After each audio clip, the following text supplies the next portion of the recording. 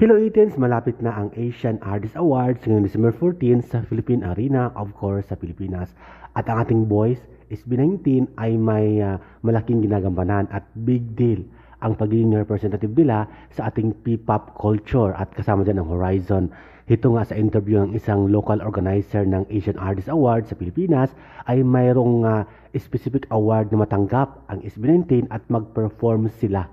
At konfirmado yan dahil alam natin na ang pinakamalaking P-pop artist sa Pilipinas ay ang SB19 at maraming mga upcoming artist o mga new artist na Pilipino like Horizon, BGIO at marami pang iba.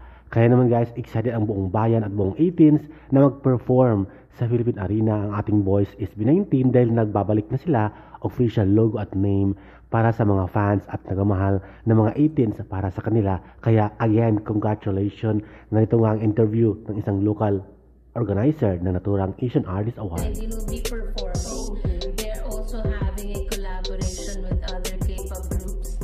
So it's quite big. But they will be awarded. They were specifically chosen for a certain award. So that's everybody who were invited actually in AAA have a certain award.